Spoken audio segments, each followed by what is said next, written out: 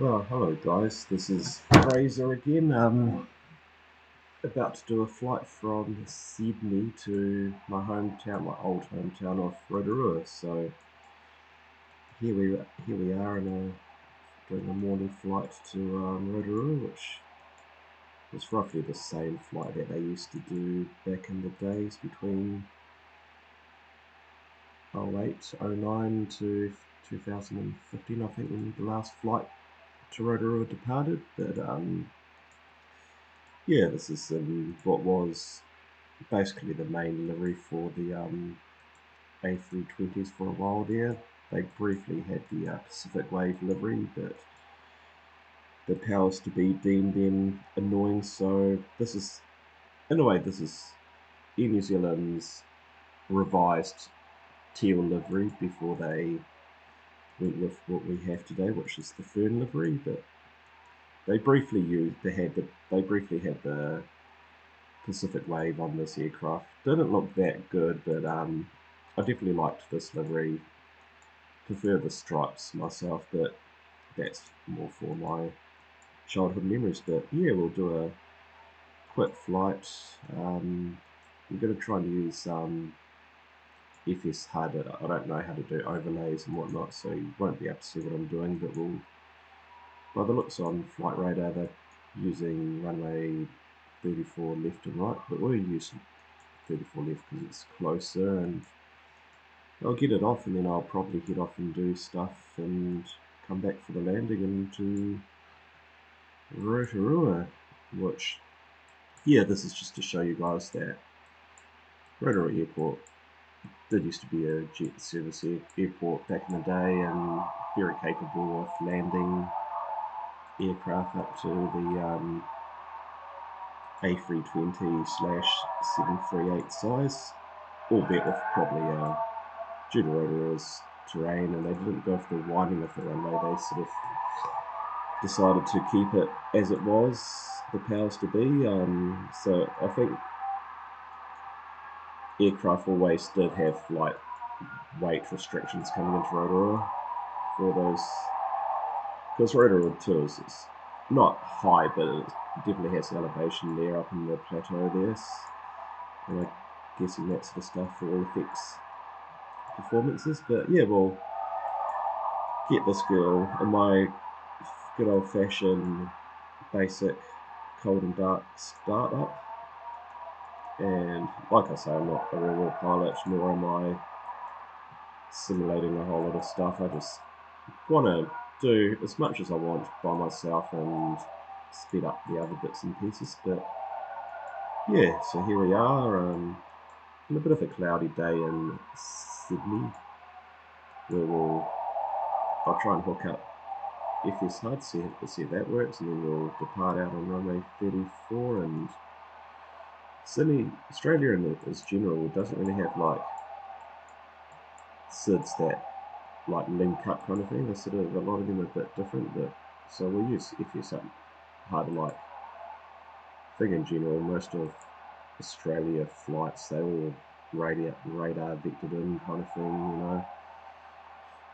But yeah, that reminds me, I'll open up FS HUD.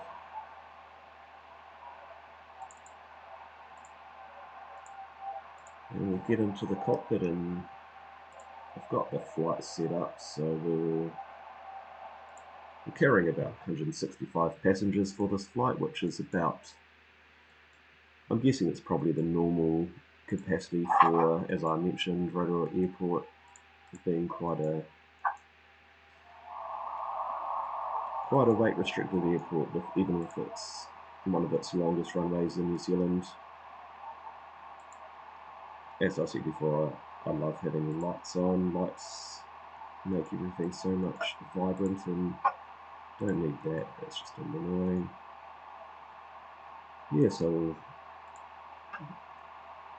I'll set my flight up and get it off the ground. I might have the windows open because it's probably a hot day in Australia. I remember this took me ages to figure how to shut this door again, and it's just a little switch there for those who, like myself, open the door up once and spent the next 5 hours trying to shut it. yeah, have the windows open. It's 23 degrees in Sydney. That's probably quite pleasant actually. So I'll just set up this flight and away we go to Rotorua. And if I have time, but I'll definitely do it as a separate flight. I'll do what they call the Golden Triangle. They never did this. I think they came close to doing this. It would have been the ultimate, but if either would have flown into Rotorua or to Queenstown, then I'll do, for this leg, I'll go from Rotorua, then I'll do a flight to Queenstown, and depending on how the weather is, I'll do that spectacular approach onto runway 23, but runway 05 is still a nice approach to the RNP approach, and then I guess we could either go back to Sydney or go to Melbourne. We'll figure that out later on, but at the very least I'll do the Rotorua flight, and then I'll probably do the Queenstown leg as a separate flight. But here we are. Alright, I'll just set this squirrel up and we'll head off.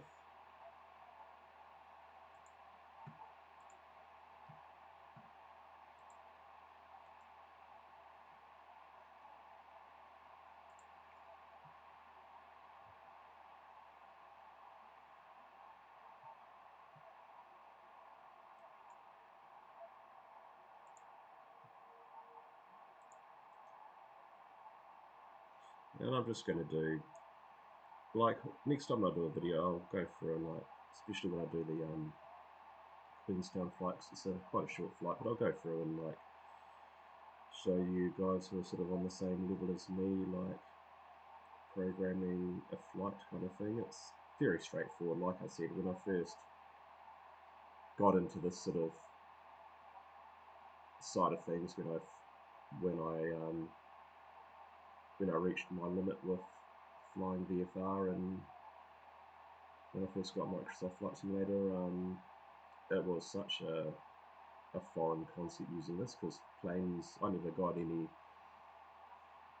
had any Payware planes in FSX, even though I was right into my flight simulation.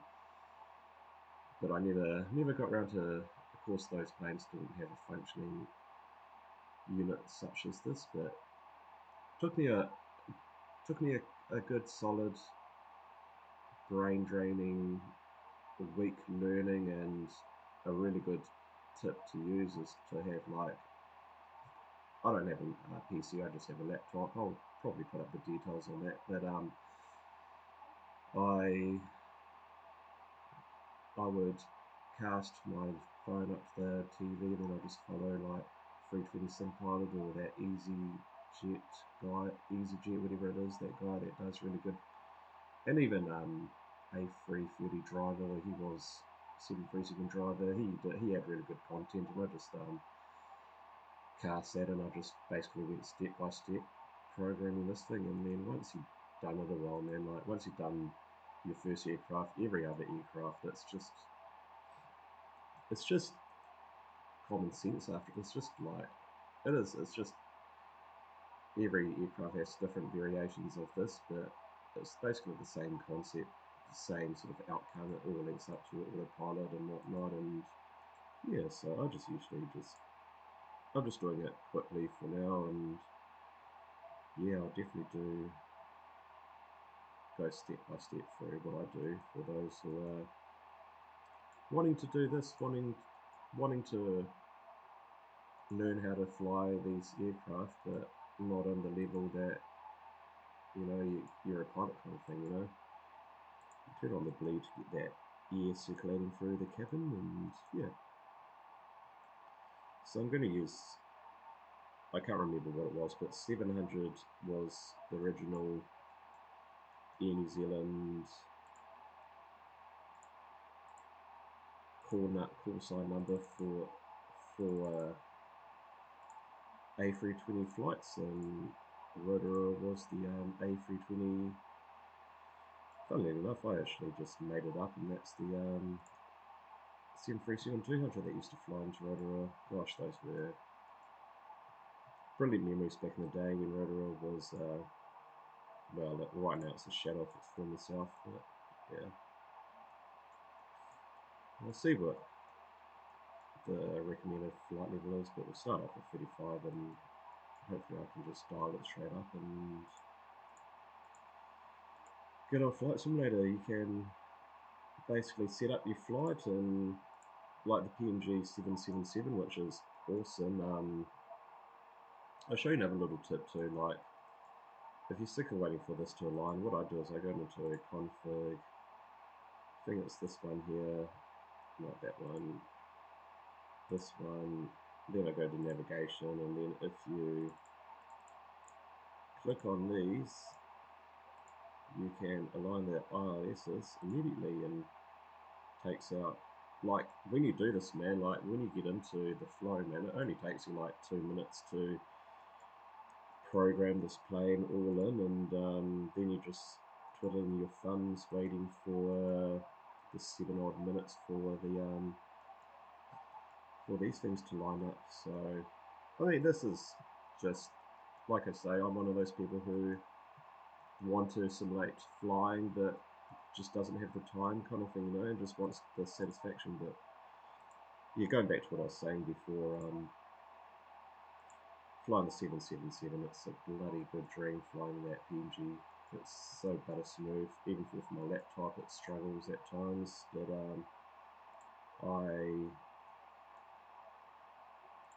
I just like, seriously, man, like I program her up and get it all set and set all of the automatic flight steps and what flight altitude steps and take off and then go shopping or go to the movies. You know, this is a great thing about Simulator, man. Like this game, it's up to your imagination and how far you want to take things, and like don't let people like pigeonhole you into, oh, you can't do that, blah blah blah. No, just do what you want to do, man. This is, at the end of the day, man, this is a game, and a very awesome game. But you just do what you want to do, man. Don't get caught up in the whole simulating the full flight kind of thing. You know, this is, we all got our busy lives, and if you don't have the time to do a 12-hour flight, or you just want the satisfaction of doing a flight, seeing the scenery whiz by at 8 times sim rate, and basically within an hour and a half, 2 hours, you're doing another Sydney flight. clearance. You New Zealand 1123 I love that. with I love information doing Zulu. that. Request clearance to And that's Rotorua. not going to change. Clear at gate 53.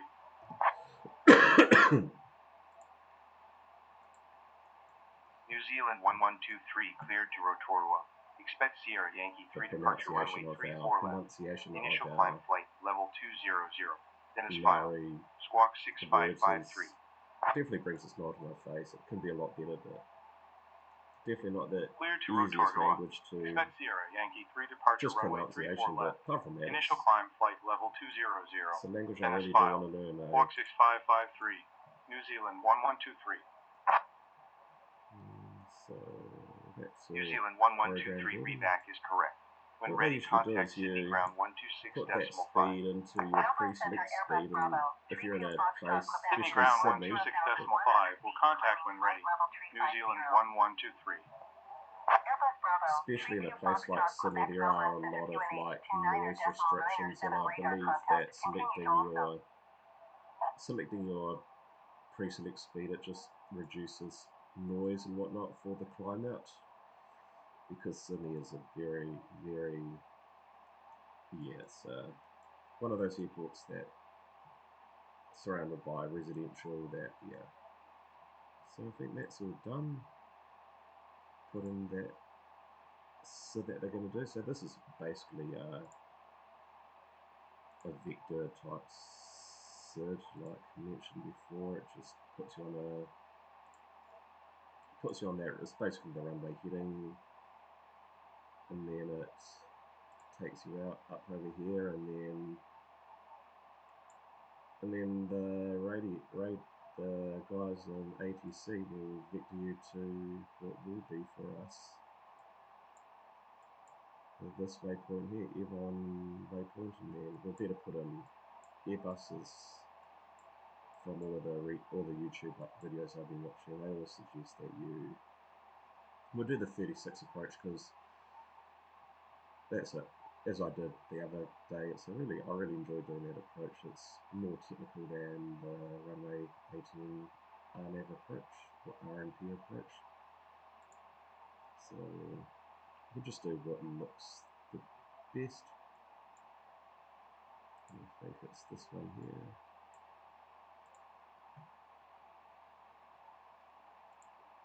And we'll add the... So runway is always... We'll do the final because we don't want to do a hold, but we'll select this one. All of these Z ones are the like in New Zealand, like especially with Queenstown, they seem to be the default RNP approaches, which is like the basically how I understand. But see, this is what I like. This nice little turn onto the final here. But yeah, the RNP approaches, I mean, in the real world, I think they are very much a tightly regulated thing. You have to be certified to fly these sort of approaches. But like I say, in the comfort of our own armchairs, we can do these sort of approaches. And it's basically, like anyone would say, any real world pilot would say, it's basically flying ILS, but different. Anyway, we'll get this programmed up and we will gear up now. I think we're almost ready to depart. I'll put in, that's right, put in the Rotorua. Like I said, the Airbuses, from what I've been reading online, watching videos, they prefer to put in the preset the arrivals for some reason. So the Zulu approach, runway 36, that's our star, it's the LA lower 2B, that's how you pronounce it. And I think that's something that's, oh actually, no.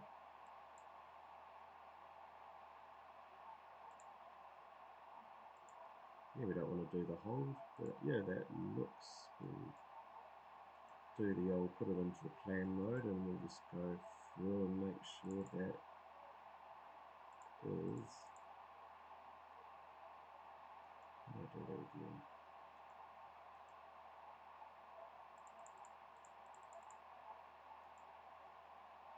Oh yeah, so it's depart Sydney, and then hopefully get vectors for that waypoint, then we come down through over the Tasman Sea, start our approach there, and that looks about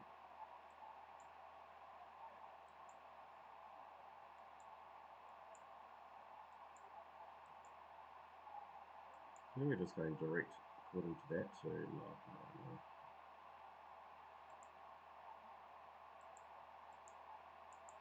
Yeah, that looks about right. It's got that random waypoint there, but we'll make that work. It might be a bit more scenic doing that, going over. I'm guessing that would be sort of fly more direct out past Hamilton and down through there. So yeah, we'll do that. That looks about fine. That looks fine. Airbus 2 Foxtrot, Quebec. Contact Brisbane Centre on 125.7. Close the plane all up and Sydney ground. New Zealand 1123.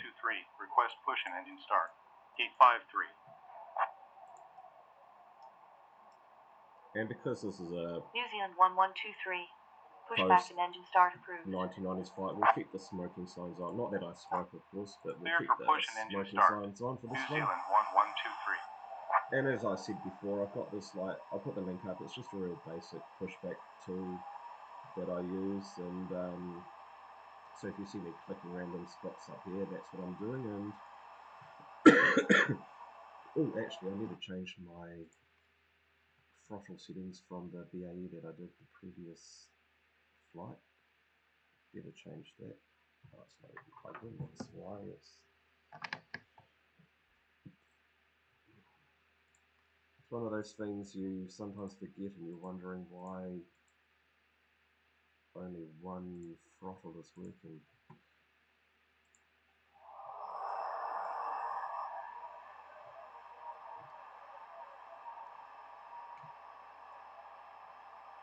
Make sure everything's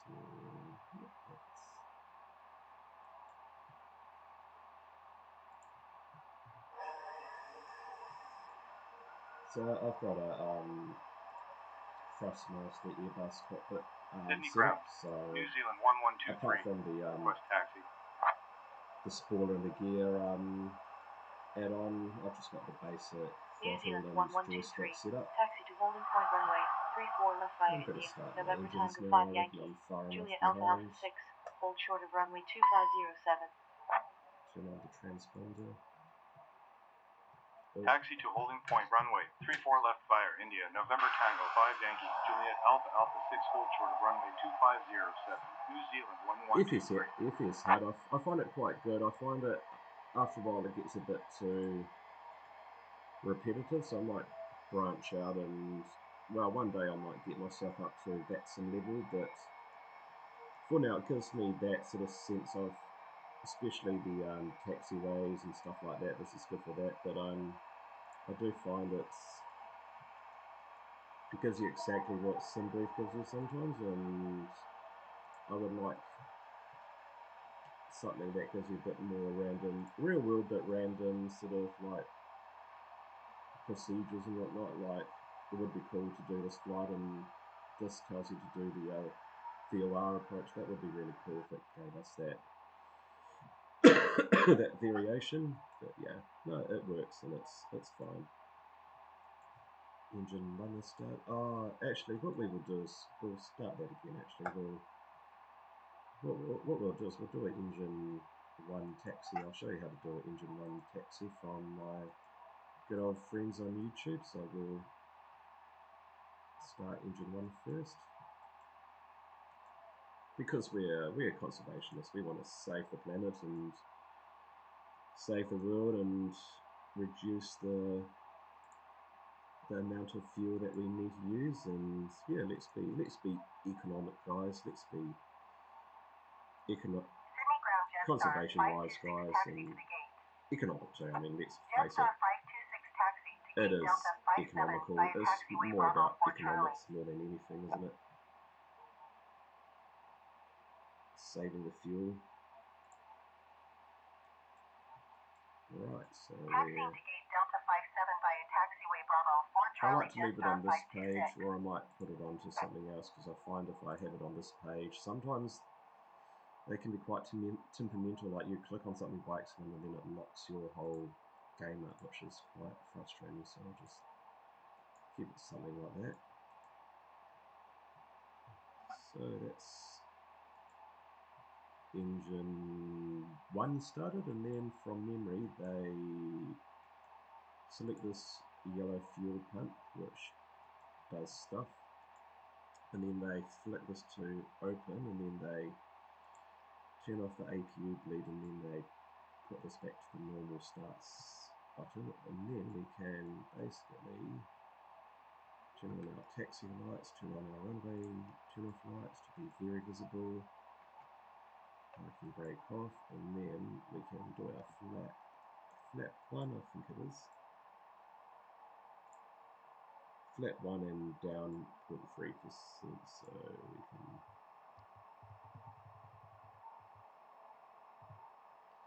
and arm the speed brake, or your classic Airbus grips. Because it's a one-man team, we can turn on our transponder thing and turn on this radar thing, even though it doesn't work. And yeah, we're on our way, departing Sydney, which is a nice city. I love Sydney. I've been there a couple of times. Great airport. Brisbane takes the cake. Oh, that's quite cool, little South Korean airline there. Brisbane is by far, when it comes to my experience plane spotting, that airport was like, you can actually go to the viewing they've got like a viewing deck. You can actually access it without needing one of those, without needing a boarding pass. I found Brisbane is such a lovely airport, especially the international terminal. But yeah, I'll do that one day too. Although I did uninstall all of these aircraft in preparation for jumping the ship, but I haven't done that yet, and I do like flying that 787. Lovely livery. I love the Japanese or Nippon ANA livery. It reminds me of New Zealand almost. Just shows you, man. 1123, contact Sydney Tower 119.45. Oh, I'll put on our strobe lights when we do these cross runways just a bit. Sydney Tower 119.45, New Zealand 1123. I'll be breaking the rules here, guys, but it will catch up. Sydney Tower, New Zealand 1123, request cross runway 2507. But yeah, no, New Zealand 1123, cross runway 2507. love that livery, and it just shows you, man, like ditching completely ditching vacated contact ground a livery and doing something completely different. I mean, don't get me wrong, I love the black fern livery. It's impressive. It does have that visual aspect, especially when you see the entire black plane. So they look awesome, and always a buzz to see them. But I mean, not every single Kiwi is sport orientated, and it's not like Europe where you take Manchester for example. A lot of tourists go to see Manchester because it's such an iconic, Manchester United because it's such an iconic football stadium. Watch a football game. People don't do that when they come to New Zealand. Tourists don't come to New Zealand solely to watch an All Blacks game, let alone a Super Rugby or a ITN Cup game. And even then, all of those teams have respective colours of their regions and whatnot. I just find the black and white livery, with the fern, it looks a little bit tacky to my liking, and I just don't understand why we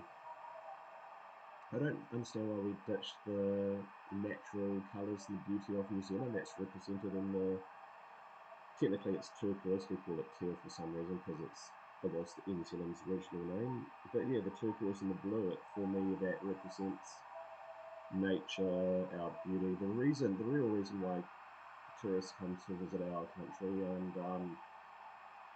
And we saw that there's a livery over there, that Fiji Airlines livery. That's a great way. If you're going to rebrand your entire aircraft, that's a very tasteful way to incorporate your culture and your identity. And I feel like potentially New Zealand could have done something with. If you ever go to like a marae in New Zealand, you'll be blown away by the intricate tapestry that they have made from flax weaving and whatnot. And a lot of them have got so many different colours and variations. New Zealand could have done something like that, and with the Pawa shell, which is it's abalone, it's a beautiful shell of different colours. They could have incorporated that into like at least the silver fern, incorporate a splash of colour and something to identify with those who see New Zealand as more than just a sporting powerhouse, really. But yeah, we better turn on start our engine, so we turn off the fuel pump first, turn on the APU bleed. Supposedly you're not supposed to turn yet for 5 seconds, but it's a game. Turn on the start engine, and then start engine number 2. So that's how ideally you should do that 2 minutes before you depart, so it can warm up. But like I say, this is fun. This is home entertainment simulation at its best, so we won't worry too much about that. But yeah, this is what I like about this program. I find it a no frills, easy to use program that gives you relatively decent taxiway stuff. It's good. I definitely use it for these airports where I want to try and do as real as possible taxiing and whatnot, and especially departing. This is a vector of departure, so it gives you that opportunity to do that. And yeah, I think that's my engine started up now. Yeah, that sound is your classic engine start. Now you've got available, so we can switch that to norm, and then I might do this. We have to wait for this guy to take off anyway, so we'll put the parking brake on. We can turn off the APU. While we're at it, we're doing a PAX off takeoff, so we can turn off our PAX, and we can also do our one of these wise pilots on YouTube told us, Tommy, you do this first.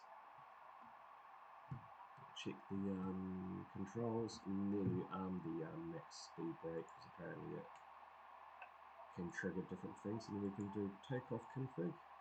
Everything's looking great. Right, we'll wait for this guy to take off, and we will probably just do a rapid takeoff, you know, just as soon as this guy's up in the air, we will full throttle, not full throttle, full flex takeoff, and then we will wait for the vector to find the start of our flight plan, and then I will probably leave you guys there. I won't use simulate. I've got a few things I need to do, and then we will see you on the other side, and well, hopefully not the other side, but we'll see you when we come in to land at Rotorua. I might do a bit more pointing out different things, well, because it'll be more automated this time. I'll just keep the autopilot on. Last time we did the BAE, it was a bit full on. I did another video which I put up when I didn't feel confident talking and whatnot, and I was a lot different, a lot more calm and relaxed doing that approach with the BAE. It was, yeah.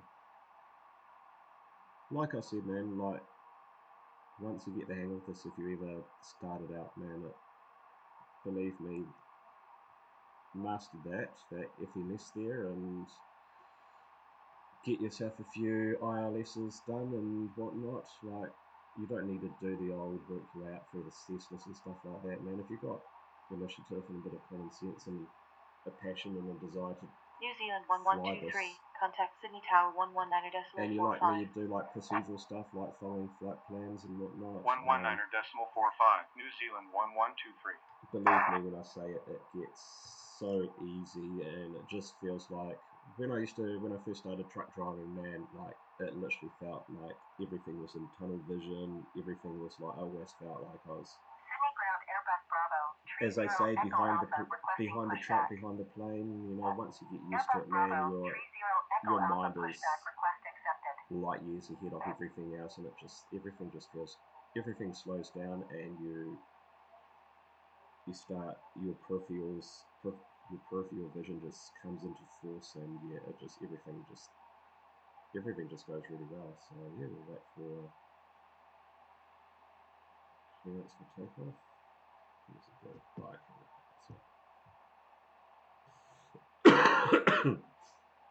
Sydney Tower, New Zealand 1123, runway 34 left, ready for departure. Air New Zealand's last teal livery. Technically, New Zealand 1123, wind 007 degrees at 6 knots. Technically, it's a runway revised 34 Pacific left, Wave cleared for livery. They takeoff. just took off the decals, which were becoming a pain in the bum with peeling off, and that was why they ditched those. Let's pull up the engines, and then we put them into flex takeoff, and away we go. I do love the automation of these aircraft. Like, as you'll see when I head off and do various errands, it's it's great just to, yeah, especially when you're flying over water, you can just take off, chuck it in autopilot, and then do what you need to do, then come back for the business end.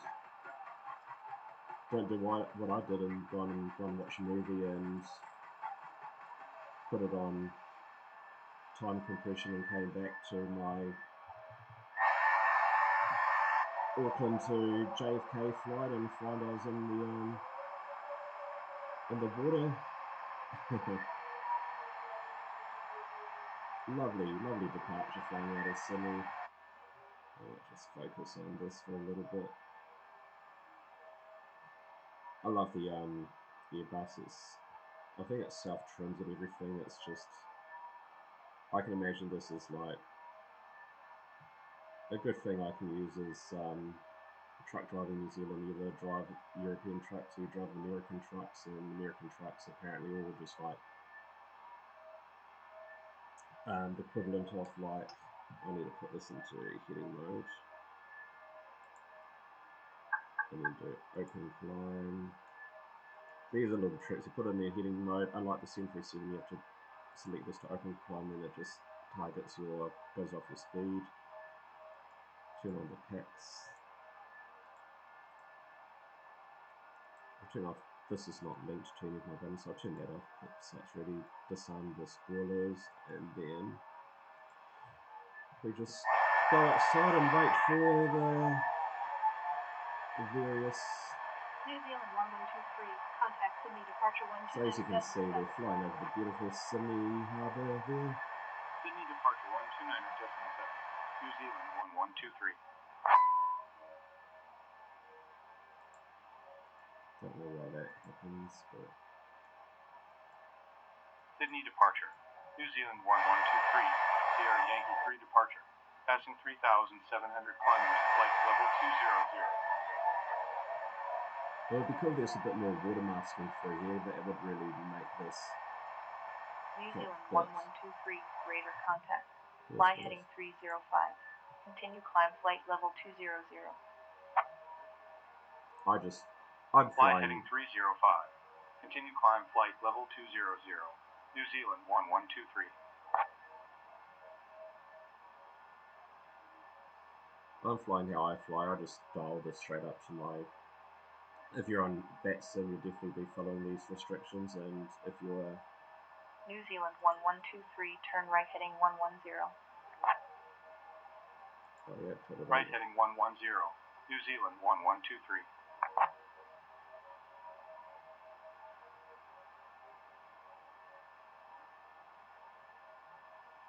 Yeah, going back to what I was saying, I find the Airbus, it's like when I drove trucks, we had European Volvos, and I just love I love just basically just checking into cruise control and just enjoying the drive, and I liken it to like the Airbuses. It's just like plug and play. You still have to keep your wits about. You still have to watch those bloody those bloody steep New Zealand windy roads where if you let the truck get ahead of you, you are definitely pushing stuff uphill, man. Lots can go wrong very quickly when you're driving. Put the flaps up. Lots can go wrong when you're driving those trucks. Once we head out to here, we'll dial the speed up. I guess we can do it now. I'm simulating a daytime flight, so all of the residents would surely be up by now. We're high enough anyway. But yeah, I love driving the Volvo's 700, so really tidy truck. Lots of love the automation. Just that's good. Just being able to just sit back and relax and enjoy a podcast and whatnot. But the couple of times where we had I can actually change this to standard, can't I?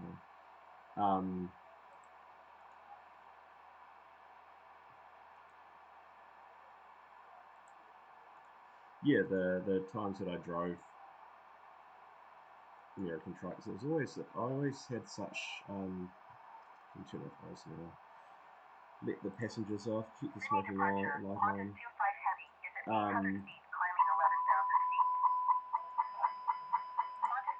don't know what's going on. Departure QNH 29er.908 radar contact. Continue to mirror.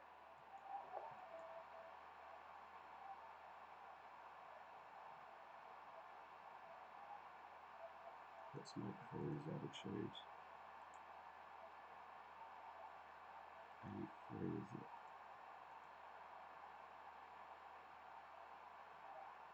No, it's just 88. Yeah, going back to that, love jumping into the American trucks. It was, you can almost just, I might just arm this now. I can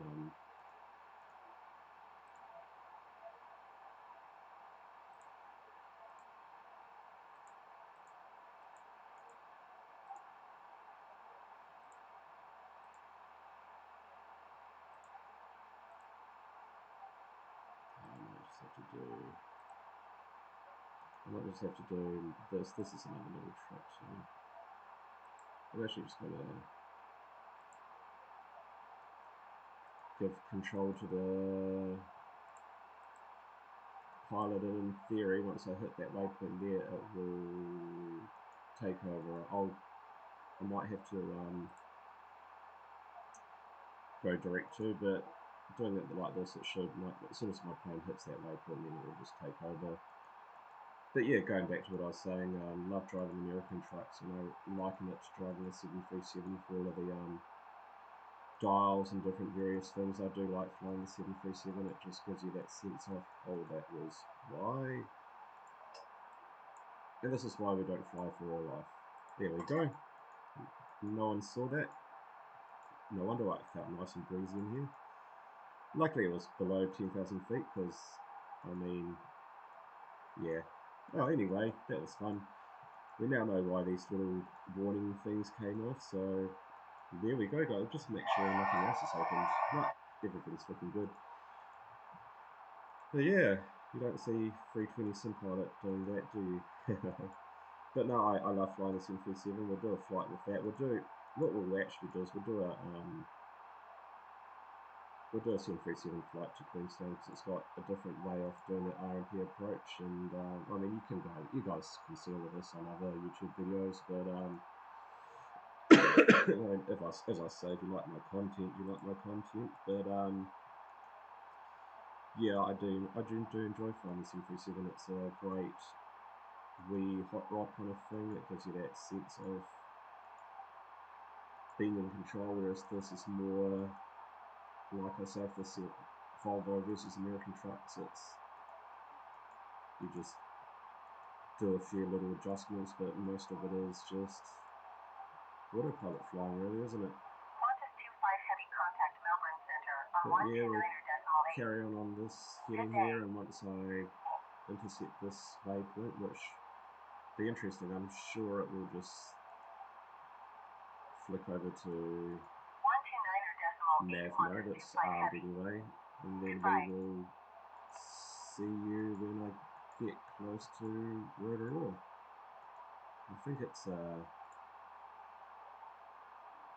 just under 3-hour flight, really. So when I'll attempt to figure out how to edit this video, I'll just speed it up, and because this is a very uneventful trans-Tasman flight. New Zealand 1123, contact Melbourne Centre 133.6.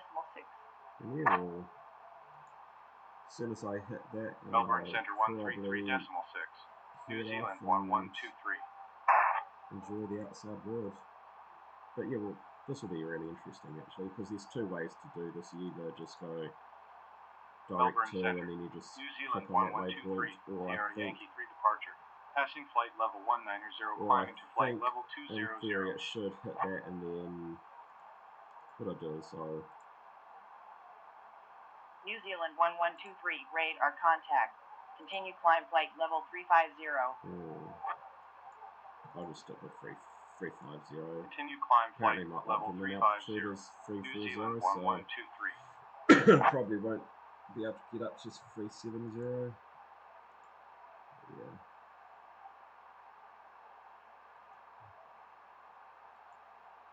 yeah, so this is us pretty much. This is it.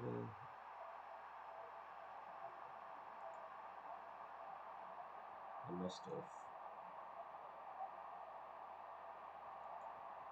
must have disarmed the cabin, which I do time to time for.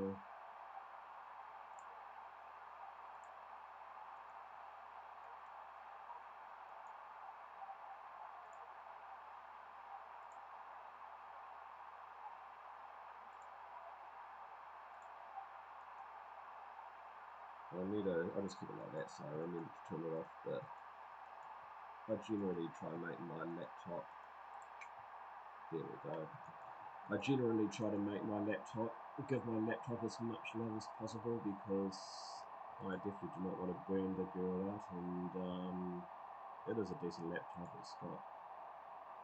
It definitely allows me to do what I need to do within reason.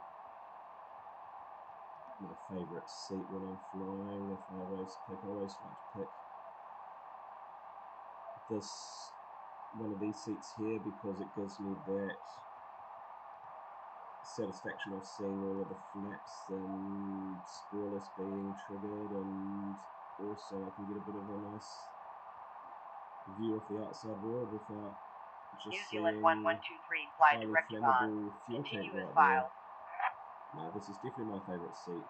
If I get Directive to choose, if I'm allowed to choose, if my partner lets me choose, because the whole point about, I need to find a key to lower it down, but yeah, if we're in a situation where we can choose a seat, I love this seat. This is my favourite seat of the house. Maybe that one. That one, you still get the action of the spoilers and the flaps being deployed. New Zealand 1123, contact Brisbane Center 135.5.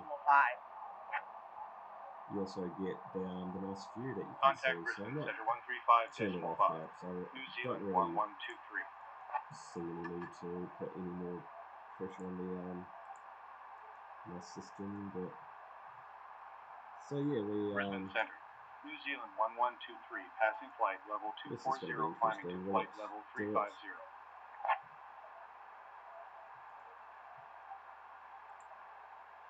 New Zealand 1123, radar contact. Continue climb flight level 350. No, it doesn't. So what we do is continue climb flight level 350. New Zealand 1123.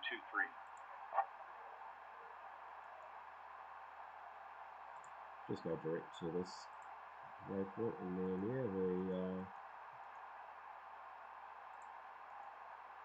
I think that's it, guys. That is it for now. We basically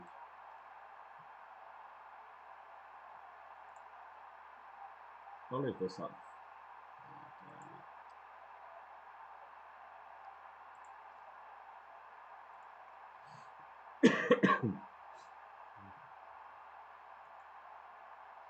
I'll just see if I can get up to 37,000 feet.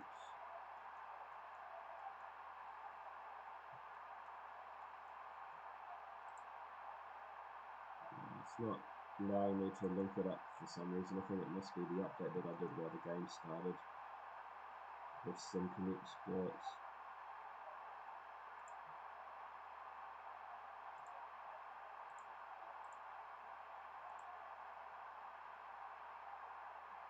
I can do it with, oh no, I need to, actually,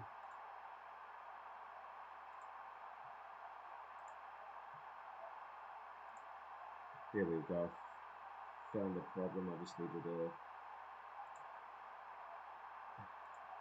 link up with SimLink, which now should, anyway.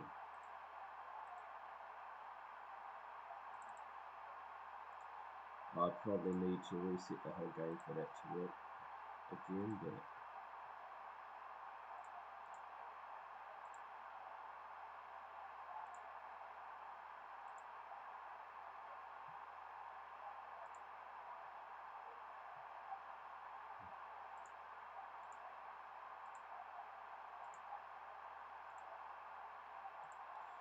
oh well, it might be one of those things I have to reset the game because I updated it while the game was starting, but that's okay. Right guys, I think that is me. You know what, I'm just going to dial it up to 37,000 feet. It is a game after all, and then that's all sorted, and then I can just leave that running in the background while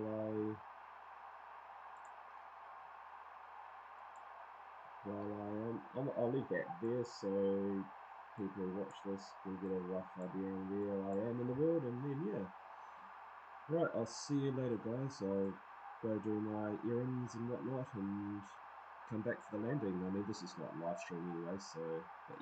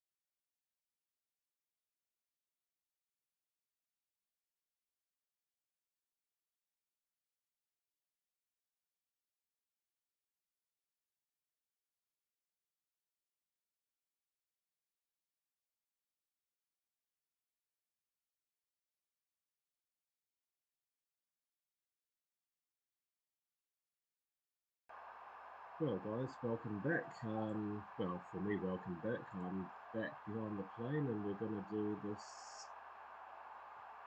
We're going to sort of disregard that. I actually will. We'll have it so it's doing the approach that we want to do, and gate 6 is where we're going to end up. So yeah, we're just gonna do the way I do it, not following any railroad procedures. Expect Long 2 Bravo, arrival on Zulu approach runway 36. We're going to dial this all the way down to 4,000 feet. Expect Long 2 Bravo, arrival RNAV Zulu approach runway 36. New Zealand 1123. Which is our final approach. And we're also going to set up our... Because there's no like weather forecast, I'm using Active Flight Sky, and it's got like a tells me what the weather is, so I'm just going to enter that in.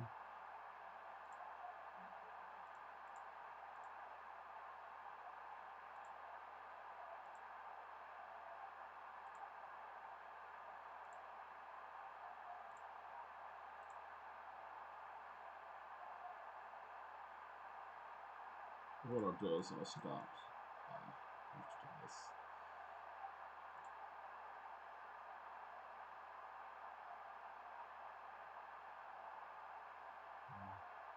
$17.2 17 and QMH is 1011. Right, past my descent, so I'm just going to start my descent. Then the landing rate is going to be roughly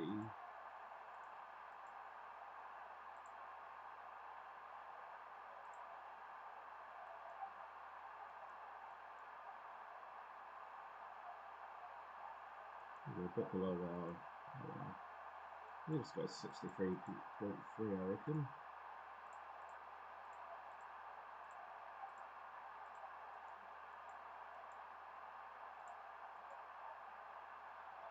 We're going to go medium brake. We're just going to roll out at the end of the runway, really. Turn around at the end of the runway. We'll enter in our descent data. 11, 17, and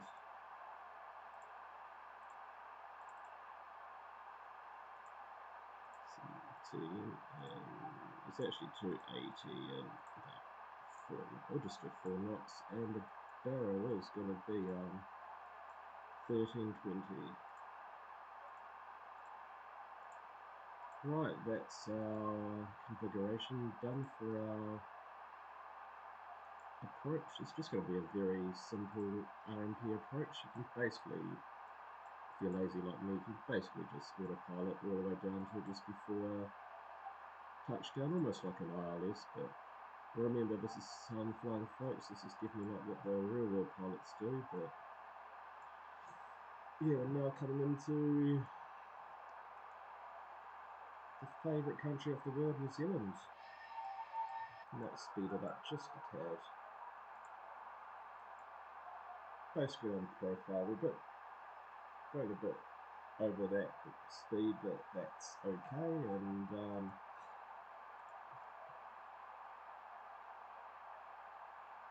yeah, we'll set our QMH actually.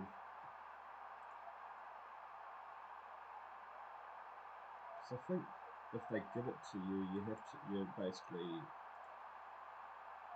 put it in. I think it's going to definitely change when we get closer.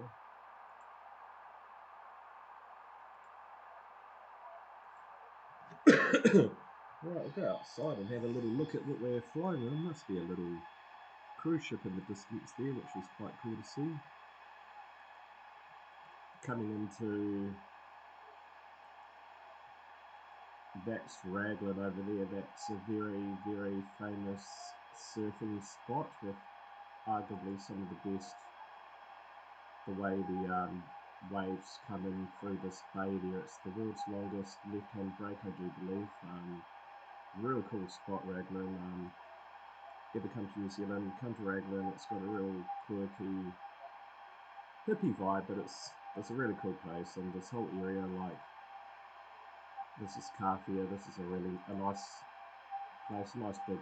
Kawhia's more over here, but it's a nice big harbour, and there's a hot water beach over there where low tide you dig a hole in the sand and let a bit of hot water, let the ocean come in, and you've got yourself a little geothermal jacuzzi. And we'll definitely do that. There's a nice freeware NZA simulation airport for Raglan, which is stunning. It's even got the New Zealanders love their good fish and chips. Got a cool little fish and chip shop. That's a cool mountain to climb. Quite technical, but it's got a great view. Good fishing around here. If you like snapper fishing, if you have a little tinny boat, you can, or a kite. Kite's really popular in New Zealand, kite fishing. Great fishing through there. And we're coming over the Waikato Plains, the famous Waikato. Used to live there when I was younger. It's a boring place to live, Hamilton. It's got a good nightlife, and it's just for me. It's coming from Rotorua, where you'll see with all the lakes. It's Hamilton. It was a nice place, a nice part of my life. Lots of cool little drives through the countryside, and it's all dairy, all intensive dairy farming. And yeah, I used to spend a lot of time. Never got into surfboarding. I wish I did, but I did a lot of body surfing at Raglan there. Raglan is over here. That's Carpia. Flying over the sprawling metropolis that is Hamilton, or as we affectionately call it in New Zealand, H-Town. Got a few other derivative names too, but we will not go there. But let's just say it's got a big university over there. It's got a very pumping nightlife and other, let's just say, extracurricular activities that results in here. But anyway, flying over lovely Hamilton. I don't mind the city. It's got a cool where are we? It's got a cool garden there. It's really nice. Nice city. Nice spot. It does have, when you venture out, it does have really cool, lots of cool things to do. You've got the Coromandel Ranges, which is like New Zealand's premier summer holiday getaway. And yeah, coming into, this is sort of all high country around here. Then you've got, this is called the Hauraki Plains around here. That's where Matamata, that's where the Hopperton was filmed around. There's some nice rolling green hills around here. That's where Peter Jackson, is that his name? Anyway, that's where I found a really good location for the Shire, where Bilbo Baggins starts his adventure with his little sidekicks. Great film, loved it. Love the old, love those adventure films, I guess you could say. But yeah, now we're coming into the Bay of Plenty. This is the starts off. It actually starts off as Little Barrier Island, Great Barrier Island, that used to be part of this mountain range before the various glacial melts. And this is the basically this mountain range runs all the way through. It becomes part of the Mamuku Plateau, and then it eventually it does link up to Ruapehu, then it goes all the way. It's basically the spine of the North Island, a bit like the Southern Alps, but less dramatic, and it goes all the way down to. There's a little break between Palmerston North, and then it carries on to Wellington. So you could almost walk this entire length by staying almost in the forest if you wanted to. It's got a few like roads and whatnot. I think that's that might be the road that goes to Rotorua. That's a cool drive that going through this high country here. Anyway, we're getting a bit high above our profile. We better pay attention to our landing. We do not want to do what we did. Well, that flight we did with the Ansetta was a bit hit and miss, but we got there in the end, didn't we? We'll start. We should just put the seatbelt signs on.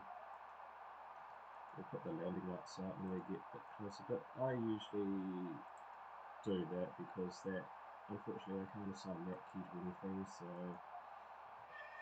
yeah, we're flying over the lovely Mamuku Plateau here, which is all nice native New Zealand, your generic nice, beautiful native New Zealand North Island bush. Here's a word for you today. The main trees in here is oh gosh, tawa trees are the predominant trees here. Nice, beautiful native tree. That's quite a giant actually. It's quite New Zealand 1123. quite an underrated Cleared tree. long 2 Bravo I love arrival. my conservation Contact Bay and whatnot. approach 119.5. But you can see this is Cleared Lala 2 Bravo arrival. 119.5. New Zealand 1123.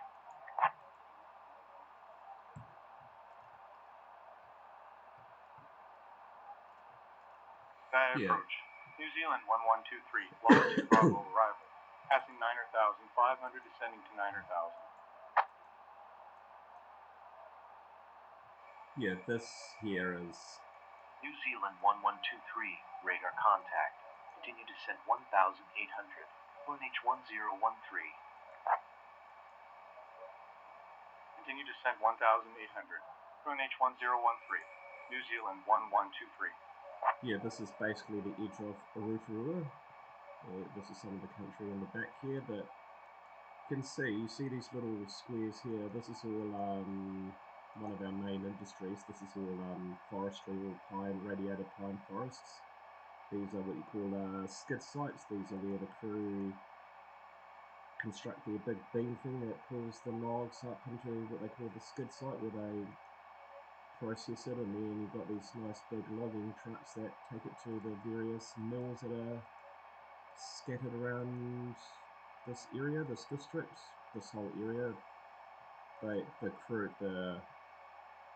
I've been there once. It's a different world. These skid sites, what these guys do, they are machines, man, and the truck drivers that do the logging, that's never did that, and I don't think I could ever do that.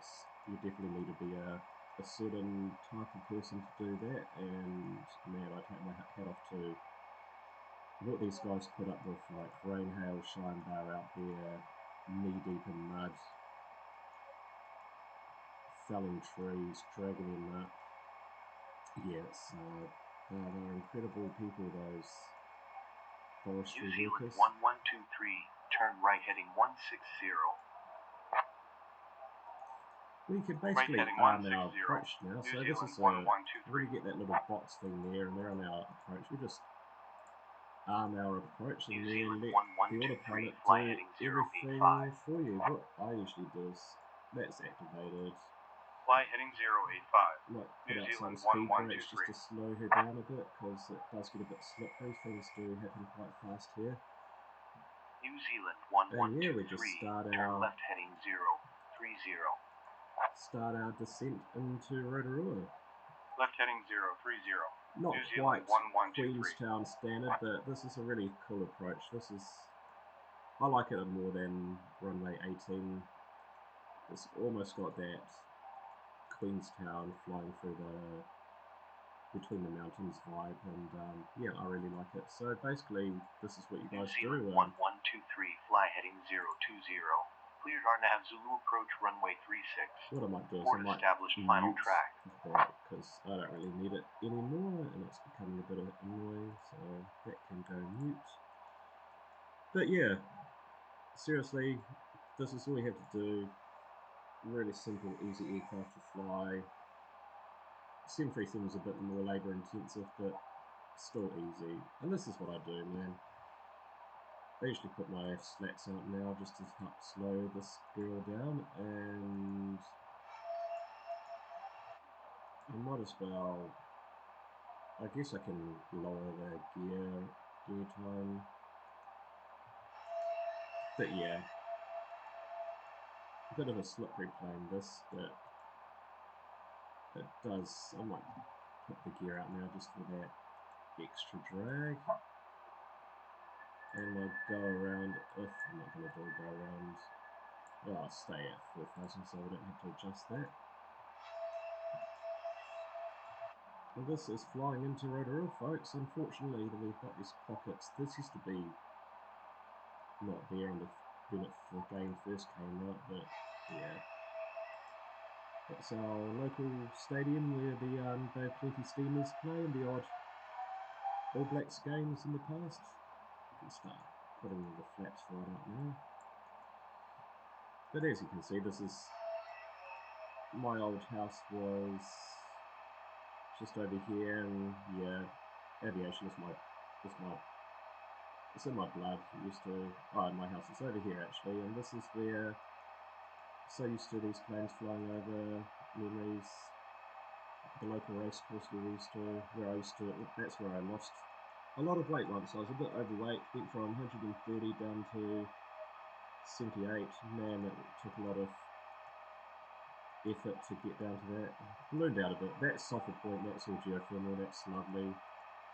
When you're doing this with the Ansett New Zealand plane, just remember you want to bring it right out here, bring it around. You want to use that paddock there, that's my old high school Rotorua Lakes, and you want to sort of swing it around. I should have swung it around a bit more with the dash with the BAE, and then you sort of want to, around here, this sort of lines you up for your final approach into Rotorua. Terrain. Too low. Terrain. 100 above. I'm just going to disarm everything, and minimum. I mean, I could do autopilot all the way up past here, but Think rate. Yeah, not quite perfect, but I mean, it's thereabouts. 100. 50. 40. Too low. Terrain. 20. Retard. Ooh. Bit of a bounce there, guys. Sorry for that. But here we are, landing in Rotorua Airport after a 3-odd hours flight.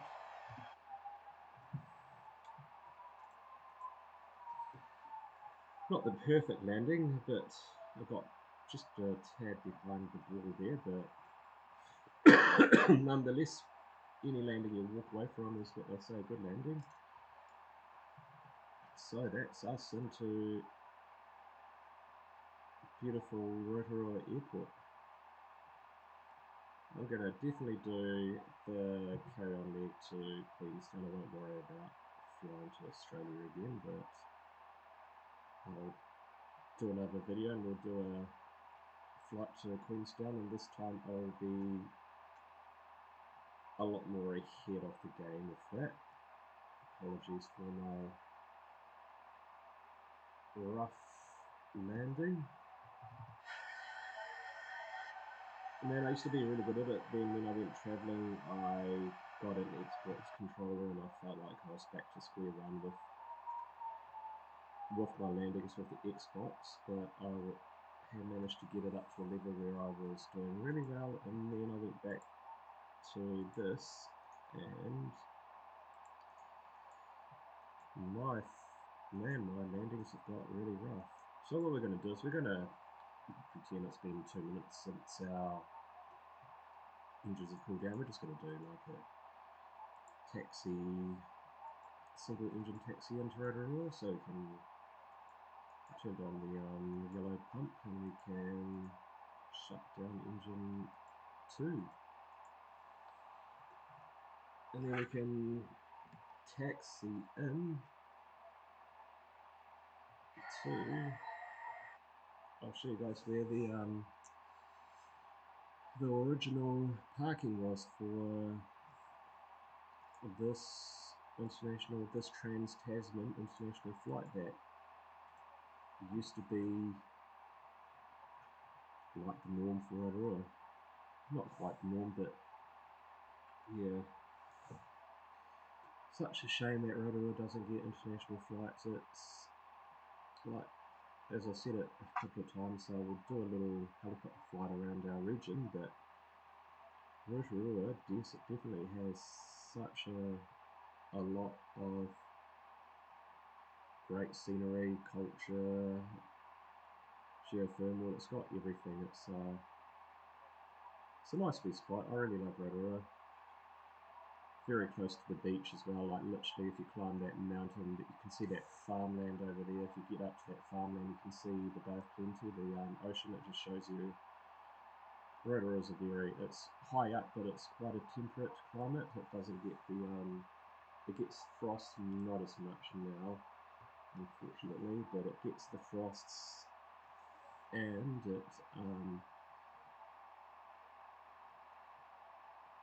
but it's quite a mild climate in Rotorua. It gets a bit of rain in the winter, and then in the summer, because it's up in the mountains, as you can see, that Rotorua is a caldera. It used to be a former volcano, so you can sort of, you can see the sort of what is the crater all around, but it's nestled in there, and it does get the we're not going to go that way. We're going to park facing the south just for an extra bit of challenge. But yeah, this is the international parking bay for when New Zealand used to do its international flights from Sydney. Nice. As I said, I love these. Love these like turning bays. Something about it makes you feel like you are. Makes you feel like you are in a real small, nice regional airport.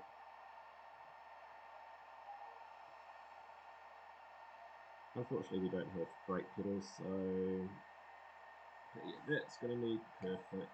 So, guys, we'll do the old shutdown. We'll turn off these, turn off that, turn off this, and we can disarm the speed brake and shut down the final engine. As we're going through turning off our fuel pumps, we can turn off the yellow hydraulic pump, turn off our beacon, turn off all of these. Passengers can now, once we get the all of these air steers all sorted, open up that back door for the catering, and this is us in Rotorua, folks. The beautiful, stunning Rotorua Airport in all of its glory. Unfortunately, not quite the glory days of when I was a kid. 4 jet flights a day with Ansett in New Zealand, or nor the 737-300s that New Zealand and Qantas New Zealand later on flew to. And certainly not the international flights that used to be, but yeah, Rotorua, cool airport. That's the old, that used to be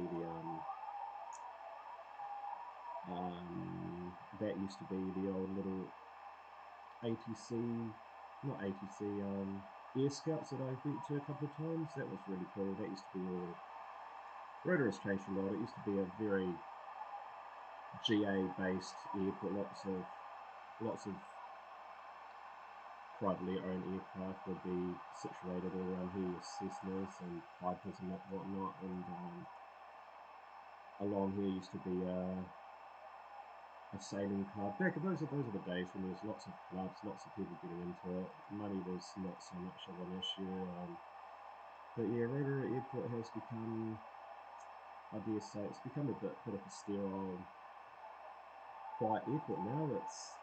It barely gets 5 flights a day with New Zealand's Dash 8s and ATRs. Apart from that, it's a nice airport, really cool to land, and I'll pause it, I'll stop it there, and we'll do a separate flight to Queenstown.